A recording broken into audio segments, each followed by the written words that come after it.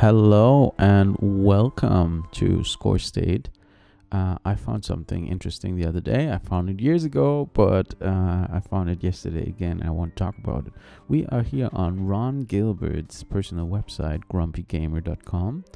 And in his archive, there are a few articles about Maniac Mansion. Here's one from 2011 where he talks about going to Germany for an interview with Game Forum Germany.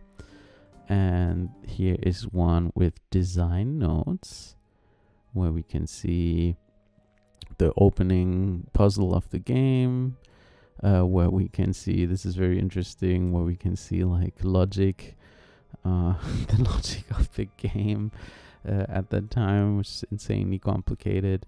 Here's here's like a nice schematic of the room and map layout and so forth. So it's very interesting to go through these. And most excitingly to me is that he gave us the original design document that was shopped around before the game was made. So let's have a look at this. Look at this. First of all, this beautiful drawing. We have the full moon behind the old Victorian mansion. It looks abandoned but pristine at the same time. It looks wonderfully gorgeous and haunting at the same time. It's very nice. And we have this iconic 80s style logo. This is like an alien movie at that time would have that kind of logo. But there's no aliens in this depiction. Maniac Mansion doesn't suggest aliens. This house doesn't suggest science fiction. It's a horror movie trope. So stick around. We're going to read through this entire 6-page thing, and it goes through.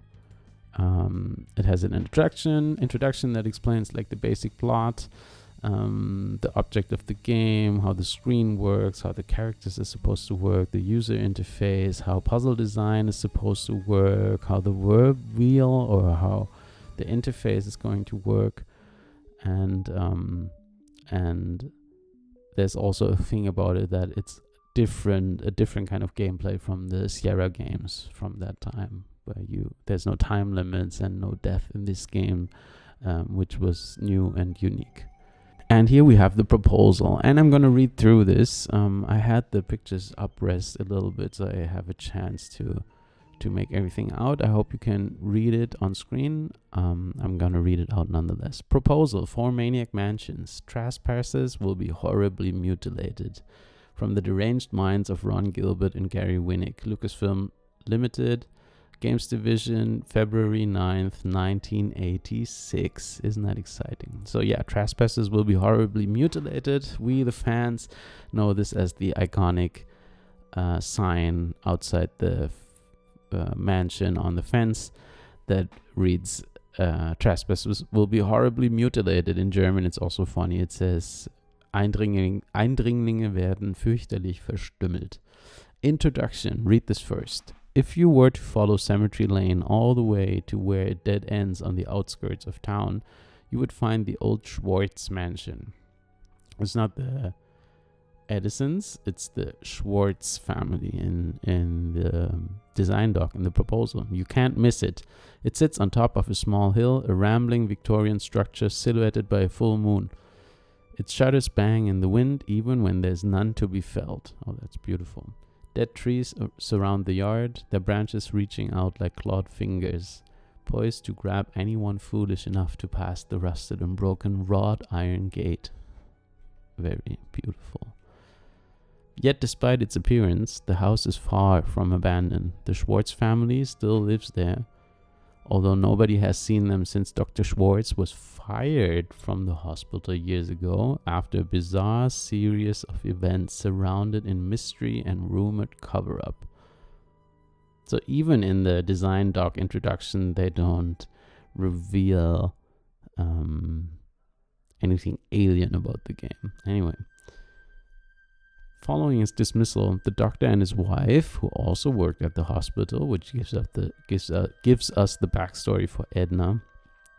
The doctor and his wife pulled their son Ed out of school and went into seclusion here. In the years that followed, they haven't been seen by a living soul. However, on a night when the moon is full, a night like tonight, flickering lights can be seen from the windows and strange noises are heard. And we have this beautiful family picture of the Schwartz family with a mommy, which we know is gonna be Ted, Fred, Ed, Edna, and there's this arm hanging out, which gives us the first inkling of more weirdness to come. All right, let's keep going. The object of the game. This will be interesting, very interesting to us as well for this channel and the project we're working on. The object of the game. The object of the game is simple. A group of kids must go into a haunted house to rescue a friend that went in alone. After they go in, they are trapped and must find their way out. So there's no storyline about a cheerleader, about Dave, there was no mention of high school yet or anything. It's really focused on the mansion, and the kids are kind of placeholders for now. The look and feel. The appearance and feeling of the game will be like a zany comedy cartoon. That's interesting. Exaggerated behavior on the parts of both the kids and the Schwartz family will allow us to show exciting and funny situations like hair standing on end and eyes bugging out. So this is kind of a pitch as if you were pitching a TV sitcom,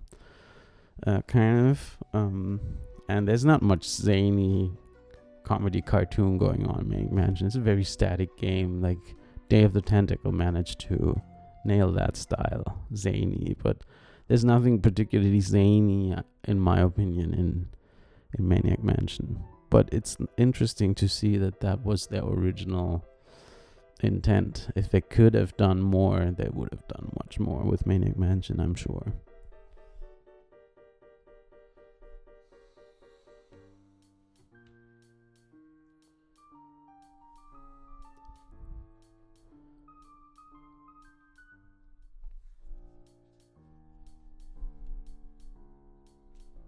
The screen. The player will see a 2:1/2D screen. What does that mean? Looking at the room, the point of view will be as if a camera were mounted on one of the walls. This is like a sitcom camera. The room will be in perspective to some degree. Since the rooms are not very deep, no vanishing point is visible. There will be objects in the rooms that characters can walk in front of, as well as behind with full clipping. When a room or other location is larger than the screen, it will scroll horizontally and vertically whenever the character gets close to an edge. There may be a large staircase that is 2 screens high. As the character moves up the stairs, the screen will scroll down. At the top of the stairs, the balcony could be 3 screens wide. Whenever a character walks from room to room, the screen will cut to another camera in the room. The imaginary camera will follow the character as much as possible without cutting. This will give the player the illusion that he's looking in on the game. So this is exactly my impression. I think even more so than the normal version or the well-known version of Maniac Mansion, the game that really nails this feeling of the player looking in on the game, like you will, like if you're a kid playing with a dollhouse almost. The game that nails that style is the NES port of Maniac Mansion. You really have the feeling of looking into a Barbie Ken dollhouse with movable characters that you can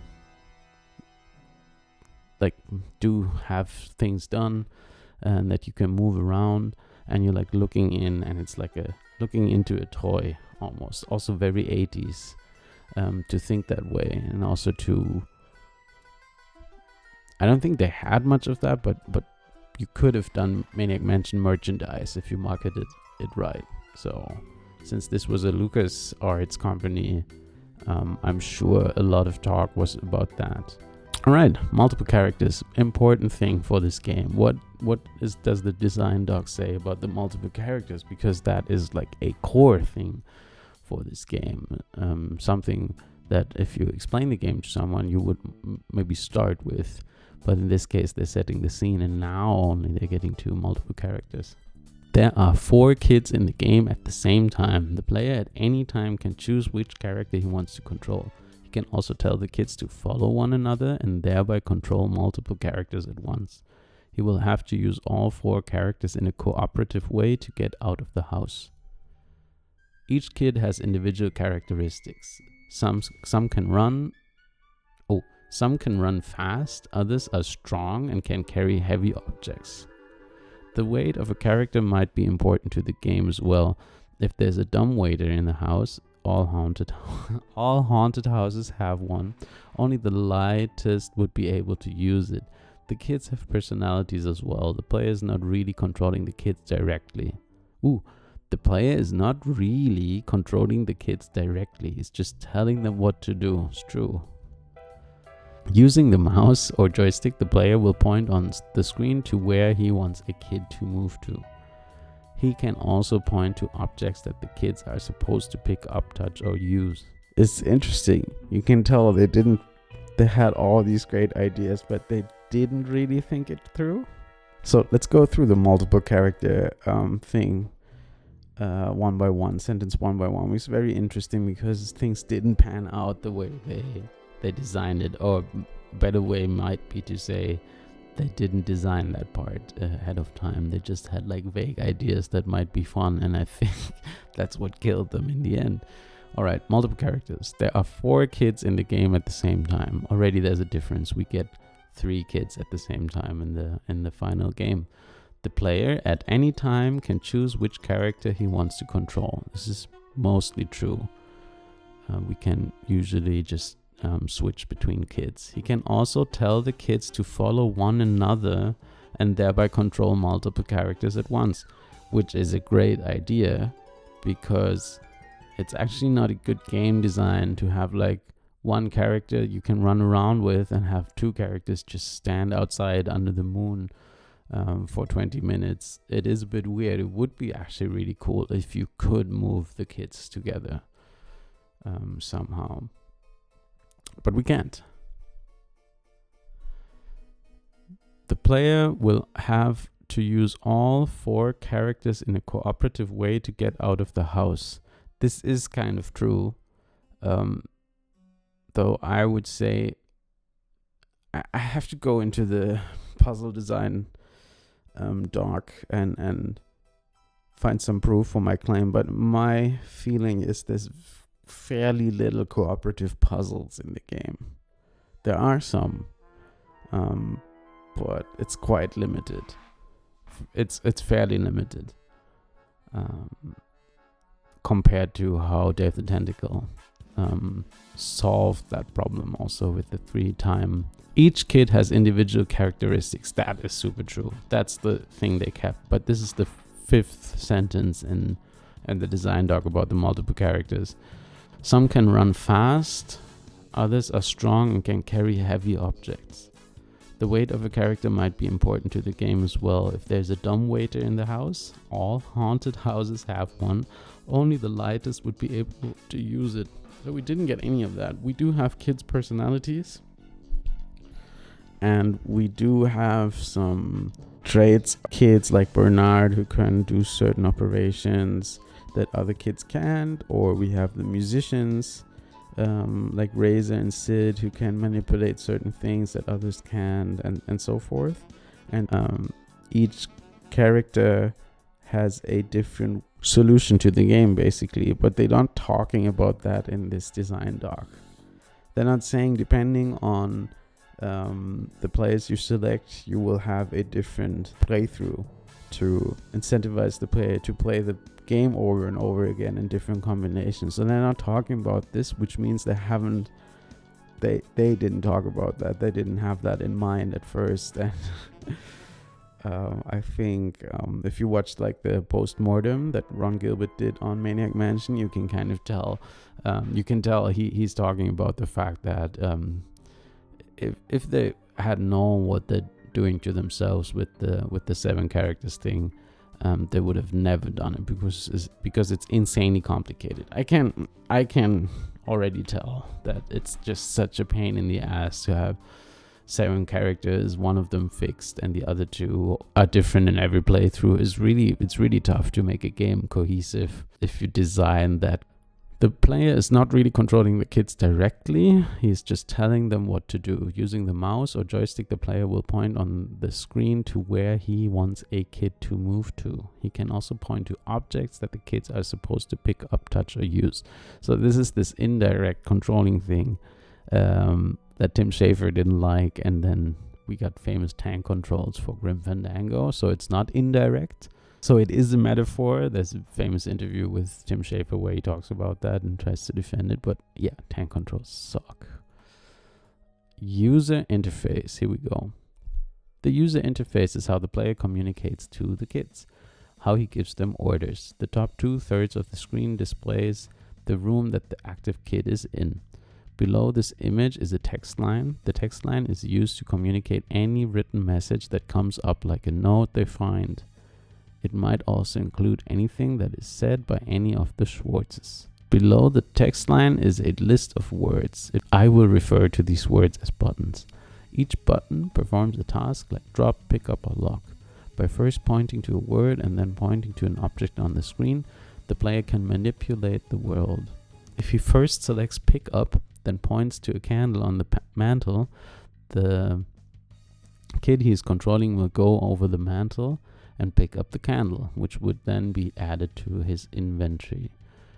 He could then select light and point to the candle from the inventory list. If the kid has a way of lighting the candle, it would light. More complex actions can be performed as well. The player can select give, then Sandy, one of the kids in the game. Oh, we do have a name for Sandy. And she's one of the kids in the game. So at this point, she's not kidnapped. She's a playable character. Interesting. The player can select give, then Sandy, followed by baseball. Sandy would then have the baseball. The player switches control from one kid to another by selecting that kid's name from the word list or clicking the kid on the screen. We didn't get that. That would be cool. If you select Greg, for example, Greg, we didn't get Greg. The screen location and inventory lists will switch to Greg. Can now control Greg in the same way he was controlling Sandy. The player will always be able to see all the buttons ever used in the game. No buttons will appear or disappear as the game progresses. This will allow the player to know all the choices he has from the beginning. It's funny, this makes me think of Zack McCracken, where if the aliens catch you and use their stupid machine on you, you lose all your verbs, and then you have to wait a few minutes for them to come back. Below the buttons is the inventory list. For every object a kid is carrying, an icon depicting it will appear in the list. The player can select these icons and manipulate them in the same way as objects in the room. There are 3 ways to push the buttons and select inventory objects. The player will be able to use whatever method suits him best. The first way is to move the cursor over the word or icon and push the joystick or mouse button. The second way is to use the cursor key. A separate cursor will jump from word to word, and hitting the spacebar will select it. Oh, that would be cool. It's too bad they didn't do that. If you play Maniac Mansion with arrow keys, you have to, the mouse pointer will go, and then you have to stop it. It will accelerate, and yeah, it's really hard to control. But back in the days, I guess nobody cared. I remember playing some of these games just with keyboard. Then we have a verb list. Some buttons: drop, pick up, open, close. We don't have drop. Go to, which is walk. Go through, which is walk. Exit, which is walk. Turn on, turn off. Flip, we didn't get. Catch, we didn't get. Hit, we didn't get. Unlock, we didn't get. Lock, we didn't get. Kill, we didn't get. Trip, we didn't get. Lift, we didn't get. Water as a verb, we didn't get. Fill, we didn't get. Map, we didn't get. Right, we didn't get. Pull, we have. Roll, we didn't get. Touch, we still have, I think. I'm not sure. Actually, I don't think we have touch. Clean, no. Fix, we have. Look, we have. Examine, I'm not sure right now. And win. Screen clears and it says you win. Enter in your initials. That is so weird. This is very strange. It's very early. This probably comes a lot from still thinking in text adventures, and once they started to put the game together, they realized we have to collapse those words, and then later on, Day of the Tentacle collapsed the verbs even further. And today we sometimes have adventure games that basically have just 2 ways or 3 ways of interacting, and the rest is you have to do through context, which kind of makes sense. All right, so we're getting to the last part of the design doc, which is about puzzle solving. So this is Ron Gilbert describing how puzzles work, like the core gameplay basically of the game, the stuff the player is actually thinking about. So let's go through this in the last couple of minutes of this video.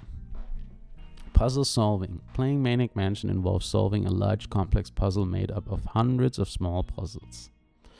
Since it's a graphic adventure game, the player will get all clues visually. Most of the puzzles will have to be solved in a certain order. There are always several ways to get something done. Of course, there's always a best way.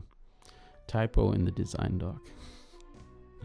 An example of the kind of puzzles in the game would be to move an object that is in the attic to the ground floor. It is too big to move down the stairs. One solution would be to have left one kid outside, then have the others go upstairs and push the object out of the window. The kid outside could then bring it in the front door. There will be many puzzles like this that all intertwine and interrelate with each other. Other possible elements. Number 1, size. And so these are just ideas for puzzles, just broad ideas, basically telling whoever's interested in producing the game, like, this is kind of how we imagine puzzle gameplay to work in this game. You can tell it's very early. This is not really how they did it. So let's go. Number 1, size and strength of a particular kid will be important. Didn't make it in the game. Some will be taller, faster, etc. It will be important to pick the right kid for the right job. That is true. The dumbwaiter will be one possible way to get from floor to floor, but you will only be able to fit Bobby. We didn't get Bobby, or possibly Sandy into it. We didn't get Sandy as a playable character. As Joey is too heavy. We don't have a heavy Joe. Joey might be Hoagie, right? But maybe the only kid strong enough to pull the rope attached to the dumbwaiter. And Greg is too tall. We didn't get Greg. And these differences between the characters get scrapped. We don't have heavy characters. We don't have that kind of thing. But it's too bad. There's some things on this channel I just cannot talk about, unfortunately. Just stay tuned for the future. We might have some surprises for you. Number 2, there will be something important in the Tentacle's bedroom, but it's pitch black up there. Candles go out, and so will a flashlight. What you need is a jar from the kitchen and some fireflies from the greenhouse pool area. That is a cool puzzle. If you can catch the fireflies in the jar, then the glow will light your way in that room. That is cool. I think they scrapped that. Number 3, tickets are needed to gain access to Weird Ed's disco, and you have to find them. They are in the Tentacle's bedroom. Also, you'll need the elevator key to get from the bar to the next floor down. That's very interesting.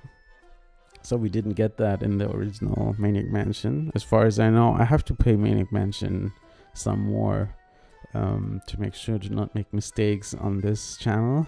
I'm playing another version of Maniac Mansion, as you might know. So I might get some facts about Maniac Mansion wrong. But this is interesting, right? This is such a fun puzzle. This is like almost like a Day of the Tentacle style puzzle. It almost doesn't make sense in the world of Maniac Mansion. It makes more sense in the style and world of Day of the Tentacle, where that zany character is more in your face, and then you go like, okay, solutions in a Roadrunner episode might be applicable, where things make sense because they don't make sense.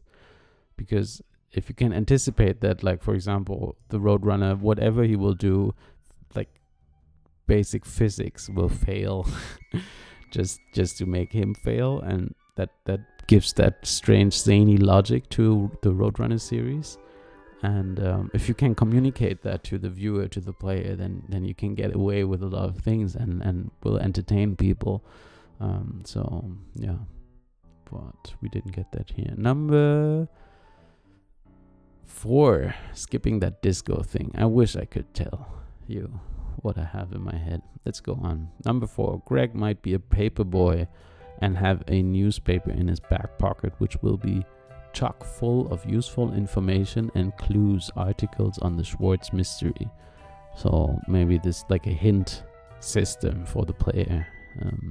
Maybe the thought was, if you take Greg, the game is a bit easier because he will help you with certain hints, but he doesn't have other abilities in the game or something like that. Maybe that was the idea. Number 5, the paintings on the walls may be removed to reveal secret panels and passageways around the house. We got that a little bit with the safe in the attic. Number 6, in a particular room there may be a painting hung over a bed too high to reach, but by jumping up and down on the bed like a trampoline you can reach it. So that is also in the spirit of let's make a very animated game, which they didn't do in the end. Whoa, there's so much time. So much stuff. Let's go through this a bit quicker. Number 7, if you feed the tentacle with meat from the storage locker and you can become its friend. Yeah. This made it into the game. Number 8, there may be a transistor radio you find, and when you turn it on, it plays the Schwartz's favorite disco beat. As long as the batteries hold out, the Schwartz family will like the kid with the radio, but as soon as the batteries go dead, it's curtains. Number 9, it may be possible to tie dead cousin Ted's cloth bandages to the top of the laundry chute, drop him down, and climb down the bandage. So we get the first mention of dead cousin Ted, which is really cool. So they already had that character in their heads. Nice. The Schwartz. Number 10. The Schwartz family tree will be an important book hidden somewhere in the library. The Schwartz family tree will be an important book hidden somewhere in the library, possibly behind a secret panel. So there's something else behind the secret panel, but we did get a library and we did get a hidden item in the library, and it is hidden behind a secret panel in the final game. It's just not a book. Number 11. If you drain the pool, you will need the key for that. While the tentacle is in it, he will be sucked down the drain into the plumbing and will be stuck for a while. But when freed, he will chase the kid responsible throughout the entire game. So we didn't get that, but we got systems like that. Chasing systems, conditional systems, and we also got dead ends in Maniac Mansion. Number 12. Using the chimney may be the only way to get from one floor to the next. When a kid uses the chimney, he will become all sooty until he jumps into the pool. If the other kids or Schwartz sees him, they will get scared. This could be your advantage as well as disadvantage. That's interesting. We didn't get it, but it's interesting. We did get a chimney traversal in Day of the Tentacle though. It is necessary to cross the water-filled pit in the dungeon. The room where the pit is has a heater control. By turning it off, the water will ice up in a few minutes and then you can freely walk across. They skipped that. It's like Pitfall. Number 14. Some of the rooms have phones in them. Yes, and you call from room to room. To distract a Schwartz, call the phone that is in the same room. Each phone has a different number, so you will have to know the correct number to place a call. We got that. Number 15. At the point in the game when the Schwartzes find out that Disco is back, the whole mansion turns into a giant maniac party and you are trapped in the basement with them and their personalities change. You will have to figure out how to deal with them so you can get out of the house. It's funny, there's more and more typos the deeper we get into the design doc. That's so weird, right? Disco is back. That they all had this whole disco thing going on. It was important to them, having some 70s, early 80s in there. 16. If you find the hand mirror and show it to one of the Schwartzes, they will be frightened of their reflection. This will only work a few times before the mirror shatters. 17. Certain floors may have weak spots that creak when walked on. If you walk over these spots too often, they will give way, forcing you to find another path. Like blocking a path. Interesting. 18. During the game, the doorbell will ring. If you are near enough to the front door, there will be a package for Edna. You can choose to get it or escape from the house. One kid only. This package is what Edna wants. We get something similar to that. 19. There are 3 quarters in the game. If there are 3 quarters in the game. Yeah. If you play the Disco Madness game in the video arcade room, Edna will show up to watch. Disco Madness, huh? If you don't have the object she wants after the video game is over, she will chain you up. 20. If Edna takes you to Dr. Fred, you'll need the newspaper that has the Disco is Back article. Early in the game, it will be very tempting to use the paper to start a fire. Oh, that is so mean. That is so mean. Yeah, it's interesting, right? So, you can tell this is the Maniac Mansion Doc, but at the same time you can tell it's really early, and you can tell that it's a lot of ideas that don't really fit from the get-go. And if you look at the finished Maniac Mansion, it's not a perfect game by a long shot. There's so many problems with that game, and to me, if I read this through now, it kind of stems from a lack of forethought. But it worked out well for them. They had the perfect publishing company. They were on the scene at the perfect time. But people kind of like talk about Maniac Mansion as if it was this perfect game or anything, but it wasn't. Yeah, there's a lot in the design document alone. There's a lot of things that are not airtight. So Day of the Tentacle, which was a much more streamlined, more accessible kind of game. Like compared to Day of the Tentacle, Maniac Mansion is almost like a internal build of a game. It makes total sense that they built those games upon each other and at the same time decided to let's soft reboot the second game already. All right.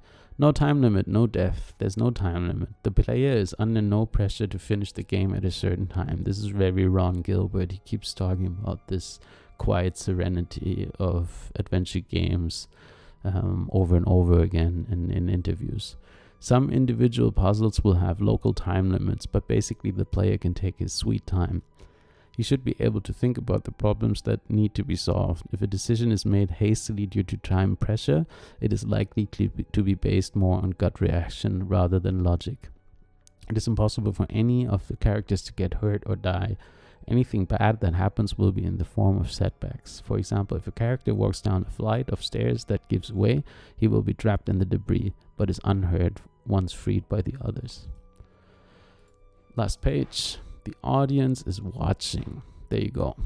The Maniac Mansion will appeal to text adventure players who enjoy solving puzzles, as well as those who like graphic strategy and adventure games.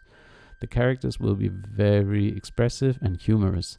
The depth of personalities and game will make this game attractive to all age groups and can be played either as a solo game or in groups. The cartoon characters and situation will attract the young players. The sophisticated humor and puzzles will be attractive to the older players. So, the game environment has a broader appeal than strictly a science fiction or fantasy game. So this is the first time we hear science fiction or fantasy. And we didn't hear anything about the meteor. We didn't hear anything about the end game, which makes me think that these things weren't in their heads before they started making this game. So this is a very, very interesting thing to have. It's also very inspirational for new ideas upon the game. If you want to rethink the game, if you want to build upon the old game that we all love, this is gold. And especially that part about the puzzles. and how puzzle solving works and how potential puzzles could look. It's very interesting, but it's really telling. The characters aren't developed, the puzzles aren't developed, the specific gameplay isn't developed in their minds fully, which is probably due to the fact that they haven't seen this kind of game before. There hadn't been a game like this before, so they had to invent it. But what's really strong is the backstory, the sitcom-like backstory of the Edisons. What's really weak is the backstory of the characters. It's there a little bit, and in the game at the end it's kind of there, but it doesn't really shine through. You learn that Bernard has a different personality, but just playing the game, then he will refuse to do something, or he will do some things the others won't do. But it's not like you select the character and you get that feeling right away, because there's very little in terms of cutscenes. There's very little in terms of dialogue when it comes to the individual kids. They didn't go down that road. They didn't. Anyway. Okay. Thanks for sticking around.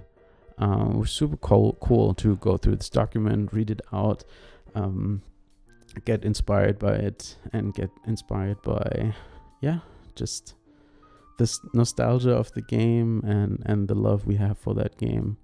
So thanks for checking in, and stick around, subscribe, like, leave a comment. I would love to start communicating with the people who watch my videos. And have a good day. Take care.